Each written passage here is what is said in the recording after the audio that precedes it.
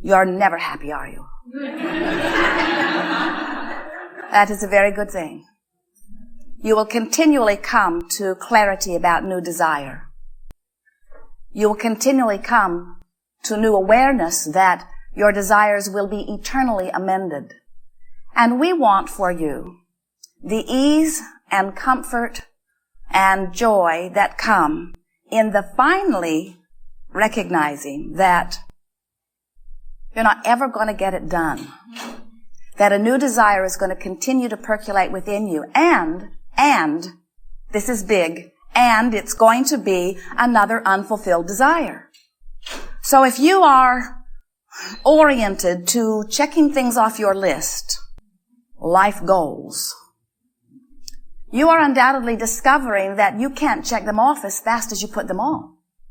And if completing that list is important to you, kill me now. Kill me now. Kill me now. This is your new affirmation. Kill me now. Get me out of here now, because I will forever be frustrated at my incompletion. And we say, indeed, if completion matters to you, you will be frustrated with your incompletion, because we all are focused in a universe that is bound for expansion. And that expansion means a new idea that is not fulfilled yet.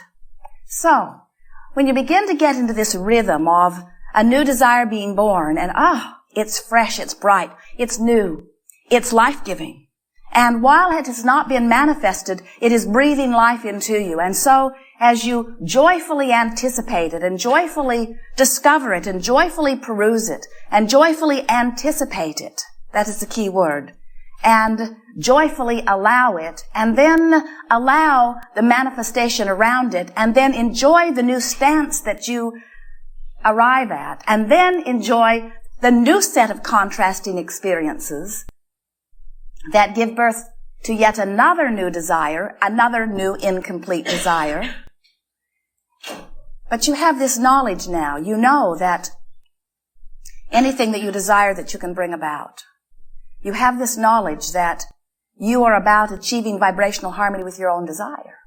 You have this knowledge that the basis of your world is well-being. And so you don't stand as you may have once stood, or as some now stand, in a sort of panicked feeling of incompletion of something important. Instead, you understand that everything is coming to you, and that there is no rush in any of it, and that well-being is the basis of all things, and that your work is to relax into that knowledge of well-being, and then allow this magical, it isn't magic, it seems like magic, especially when you first begin to allow it, allow this seemingly magical, universal response to you. It is so delicious when you finally understand that you are the center of your universe, and that all that you know as source is aware of you. And that when contrast or variety, whatever you want to call this mix of opportunity, when contrast inspires you to a preference, soft or big, that all that is hears it immediately and responds to it. When you say, ask and it is given, you have never found more accurate words, because when you ask even at a cellular level, source energy responds. Sometimes our physical friends don't know that, because they feel like they've been asking all over the place.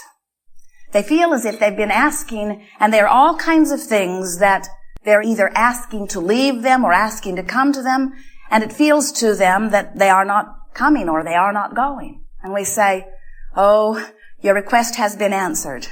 And if you are not living it already, then you must not, then you must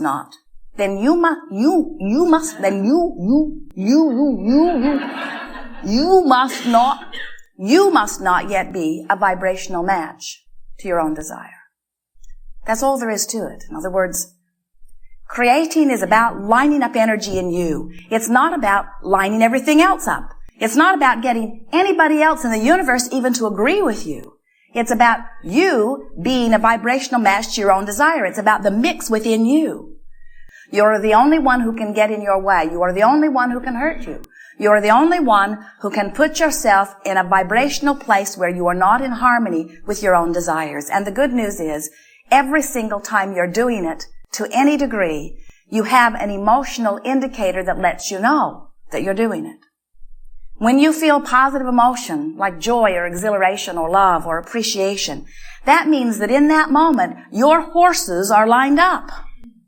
But when you feel fear or blame or anger or any of those emotions that you describe as not good feeling emotions, that means you got a desire going one way and a belief going another. And it's a significant enough belief, meaning it's a significant enough thought, meaning it's a thought you practice often enough, meaning it's an active enough thought in your vibration, meaning it's a dominant enough part of your vibration that it's in your way. So, some good words to focus upon. Dominant vibration. What's my dominant vibration?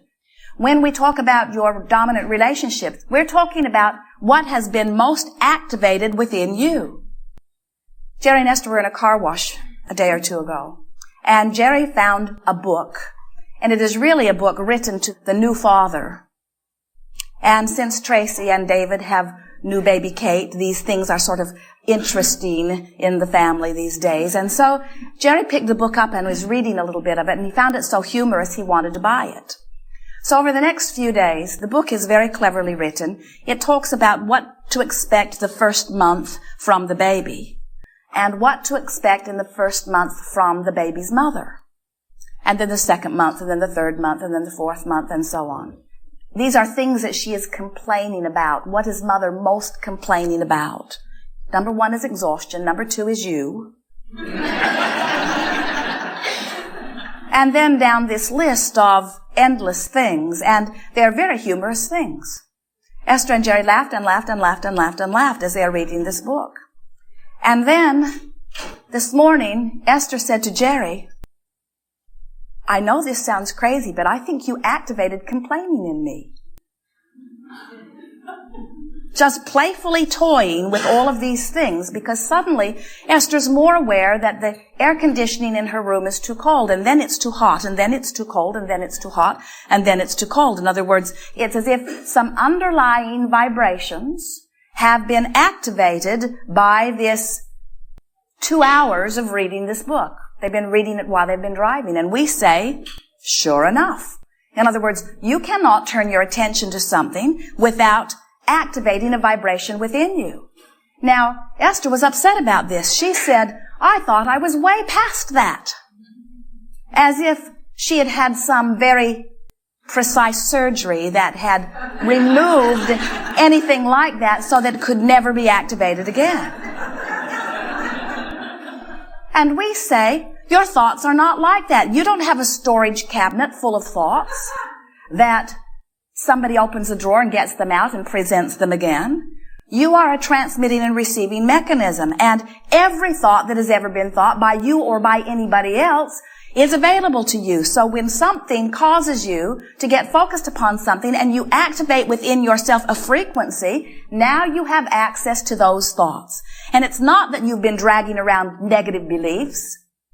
It is that you have developed, or you are developing, or today you are practicing vibrational tendencies that give you access to that. That's like getting in your car, setting your radio to 98.6, and then complaining that you're getting 98.6.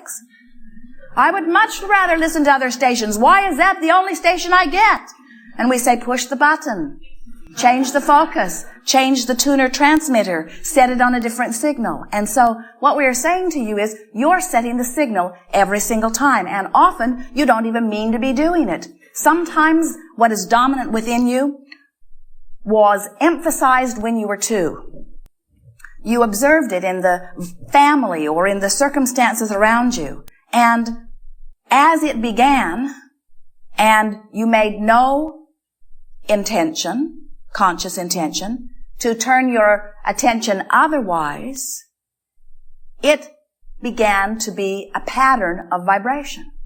And so, 2 words that we think would be valuable for you to focus upon. One is, what is my dominant vibration relative to the subject of dollars?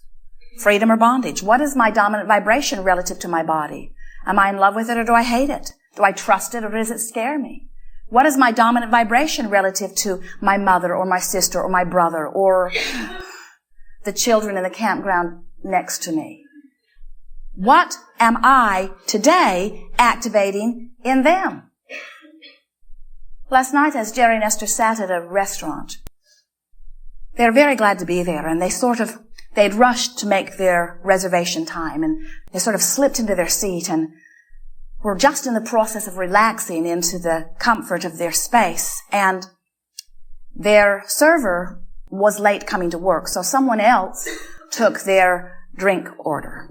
And then a woman came to their table, obviously the one who had been assigned to them, and she was sort of abrupt, and Jerry and Esther did not really notice it because they were involved in conversation about some fixtures they are choosing for a bathroom in Texas. And Esther had the book spread out across the table, and then the woman came back with their salads, and she was really upset that Esther's book was in the way. And she said, "Excuse me," as if, "What do you think you're doing, looking at a book in a restaurant?" And Esther said, "Just set it over there." So the games began.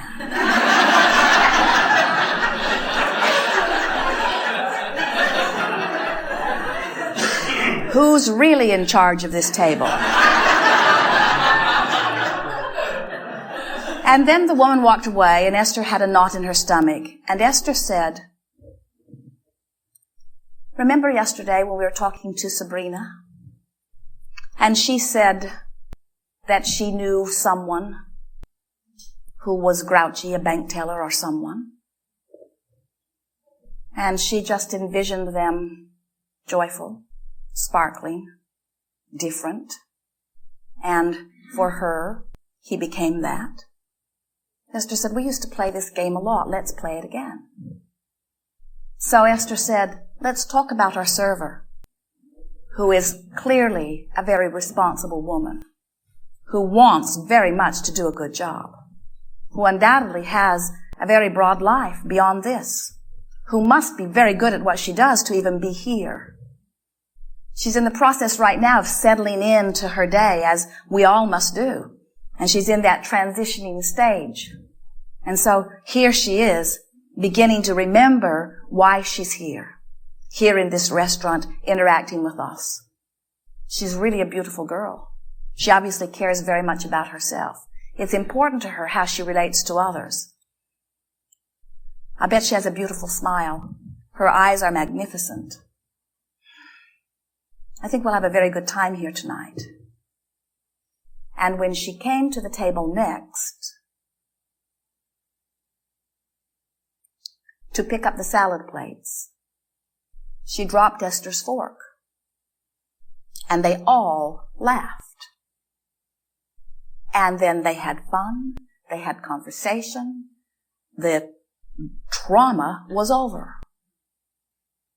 You have, in every moment of your life, no matter who you are interacting with, the ability to activate the best in them.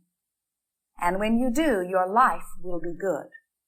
Or you have the ability to observe them wherever you might have bumped into them, let them activate that in you, and then you don't have a very good time and you blame them, and then you feel powerless because the world stinks. Everywhere you go, there's someone troubling. And we say, you get to choose. You get to choose what you activate in everyone, and you will be amazed at the personalities that they have just ready to show you. They are brilliant. They are loving. They are adoring. They are good. They are reliable. They are helpful. They are loving. And they want to play with you. But sometimes that's not where they're vibrating. And it really is your job, if they're in your world, to do something about that. Now you say, well, it's not my job to vibrate for them. And we say, no, it certainly isn't, but it is your job to maintain your vibration. That's how these horses get all out of balance. You don't do it on purpose. You don't set out. You don't begin your day by saying, I have a goal and I'm going to make sure it doesn't happen.